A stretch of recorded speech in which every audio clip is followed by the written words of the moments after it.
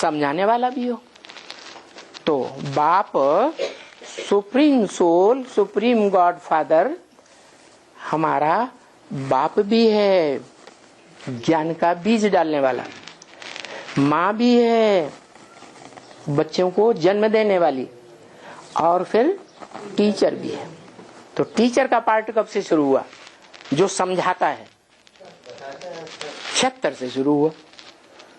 गहरी गहरी गहराई की बातें गीता के एक एक शब्द की, एक एक वाक्य की गहराई बताता है।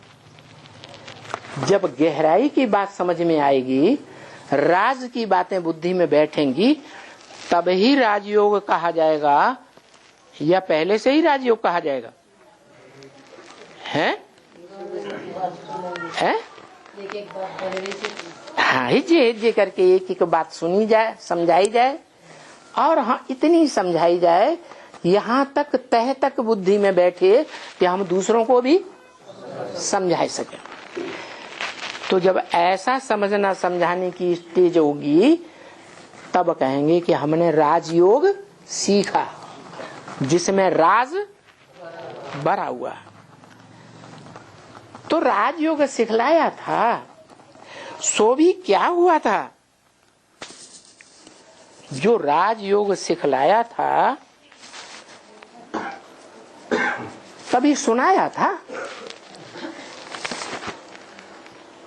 वो जो राजयोग सिखलाया था वो भी शास्त्रों में पूरा नहीं है। क्या? शास्त्रों में पूरा नहीं है कि जो राजयोग सिखलाया था वो पूरा पूरा 100% राजयोग क्या है। उसका कोई नमूना होना चाहिए ना, नहीं होना चाहिए? उदाहरण होना चाहिए ना, है? नहीं होना चाहिए? भक्ति मार्ग में उसकी यादगार होनी चाहिए ना। अरे नहीं होनी चाहिए? है? होनी चाहिए। तो बताओ वो यादगार क्या है? जो राजयोग सीखा भी था और सिखाया भी था। भक्ति मार्ग में उसका फर्स्ट क्लास यादगार क्या है, और सारी दुनिया में सार्वभौम यादगार है। हर देश, ज्यादातर देशों की खुदाइयों में हाँ, वो ऊंचे से ऊंचा भगवंत का यादगार है। क्या? शिवलिंग कि लक्ष्मी नारायण? लक्ष्मी नारायण ऊंचे ते ऊंचे नहीं, रचना है। और देवताएं भी रचना है, शंकर भी है।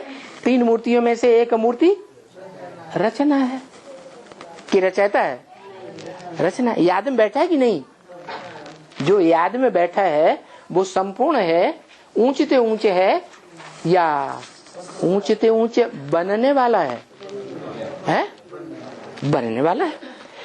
तो जो राजयोग सुनाया था, राजयोग सिखलाया था, वो भी कभी सुनाया था, वो अभी पूरा नहीं है शास्त्रों में। जरा भी शास्त्रों में पूरा नहीं है।